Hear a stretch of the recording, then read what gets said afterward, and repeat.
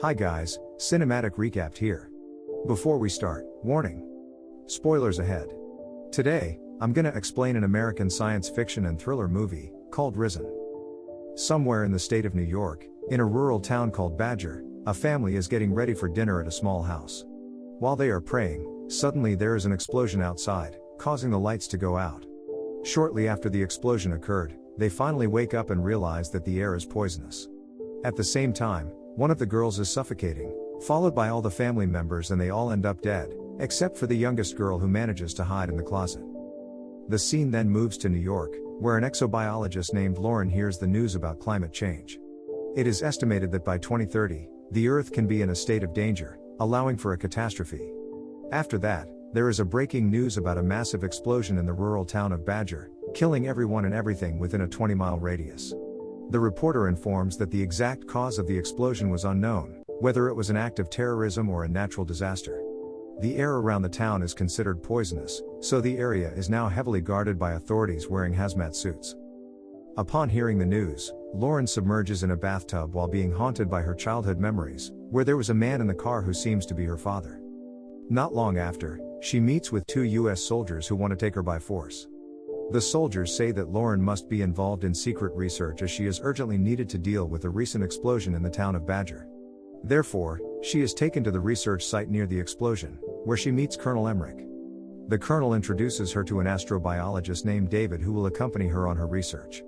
Afterwards, Colonel Emmerich explains that the explosion caused by a meteorite, which dissolves into the soil and releases poisonous gases. Because of that, Lauren and David are tasked to investigate the explosion site and provide whatever information they can get their hands on. When they both arrive at the location, David is initially disappointed that they find nothing, only a meteorite crater to investigate. On the other hand, Lauren finds a tiny red sapling growing in the soil, and somehow, she feels a strange connection with it. She even tries to take the plant away, but she instead chooses to spare its life and just takes a picture of it. While continuing her investigation, Lauren discovers that a similar event occurred in Russia. It turns out that a similar meteorite released poisonous gases which killed almost everyone in the vicinity, but the Russian government suppressed the problem and destroyed the unidentified alien object. Even after an eyewitness to the incident was interviewed, the woman was found dead a few days later. Later, Lauren witnesses an autopsy on one of the victims, Robert, who had died earlier from the Badger explosion. As the doctors cut his body, an unusual dark blue substance oozes out of his body, but then moves back upwards like a reverse effect. Suddenly, the dead Robert sits up, causing everyone to be terrified and shocked. The person in charge of the autopsy orders one of the doctors inside to check his pulse. The doctor timidly examines him and stammers to say that the man is cold and has no blood pressure, which is an unprecedented event. After a while, chaos ensues in the hospital as people starts running away. Lauren then looks into the morgue and finds that Robert was not the only one who has somehow come back to life. Surprisingly, only 49 people came back to life out of the 1,300 victims of the Badger explosion. In response, a scientist explains that these 49 victims resided in close proximity of the meteorite explosion. He theorizes that these victims had not only inhaled the poisonous air, but that they might have inhaled scattered fragments from the explosion, causing their internal organs to transform into a formation of a new life form. Lauren then tells Colonel Emmerich about the similar incident that happened in Russia, but the colonel still does not believe her words. Therefore, she conveys this to the government, including the president. At first, the president does not believe her story either, but after hearing all of her requests, the president decides not to incinerate these 49 victims so that further investigation can be carried out. Before continuing her investigation, Lauren remembers her childhood memories for the second time, which reveals a deeper layer of her father saying that they were going somewhere secret and telling her not to tell anyone about this. She then enters the morgue full of victims and casually strolls around the room. While trying to communicate with a child victim, Lauren receives a phone call from David, but she declines the call. Suddenly, the child victim reacts for the first time after seeing Lauren's cell phone wallpaper, which is the photo of the tiny red sapling from the meteorite crater. She then calls the colonel and David to tell them what just happened. Lauren also asks the colonel for permission to take one of the victims to the explosion site, but he refuses as they still do not know what these victims has turned into. David suddenly says that when Muslims pray, they are commanded to face a specific direction, namely Mecca, the holiest city to them. For some reason, these 49 victims are all facing north, exactly where the meteorite impact took place in Badger. A few moments later, another soldier interrupts their conversation, telling them that the incident has gone viral. The breaking news reports of an alien object growing from the meteorite crater, revealing Lauren's secret of the tiny red plant and that the victims are facing it. Because of this, the colonel finally orders the military to take the undead Robert to the explosion site to find answers about it. Arriving there, Lauren and David are very surprised to see tiny plant has now grown gigantic in just 2 days. The tree completely intoxicates the soil as well as the air around it, creating its own atmosphere. Once Robert is brought into the tree's atmosphere, he comes back to life but as another species.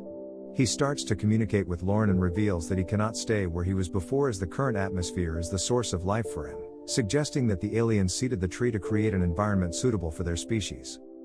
While Lauren is seen at a press conference reporting on the tree, the scene moves to a mysterious man who watches her on the TV. Back at Lauren's apartment, where her father unexpectedly visits her. However, Lauren seems terrified to see him again and feels uncomfortable around him, even though her father does not seem like an abusive man. Soon, Colonel Emmerich calls her back as Robert specifically only wants to talk with her. He also provides a list of questions to ask Robert. After that, Lauren asks Robert what the aliens want from them. The alien who possessed Robert narrates that their home was no longer habitable, thus they searched for a new home. The aliens choose to live here because their saplings cannot grow anywhere else except the Earth. Furthermore, they were given coordinates and information about the planet by one of humankind named Supernova 94. Meanwhile, Robert gets angry when 2 scientists are examining the tree and drilling a device into it. He asks Lauren to stop their action, but she says that the military will not allow the tree to grow as it can damage the Earth's atmosphere. As a result, the alien uses his abilities to hypnotize one of the scientists into stopping his action. The soldiers immediately point their gun at him, but chaos ensues as he hypnotizes the soldiers into starting to kill each other. On the other side, the Air Force launches missiles at Robert, but something blocks the missiles, causing them to explode midway. It is revealed that the tree has created some kind of shield around it, protecting anyone inside its atmosphere. Elsewhere, the mysterious man hears the news from reporters mentioning Supernova 94. He reacts to the name for some reason and opens a book which has Supernova 94 written on it.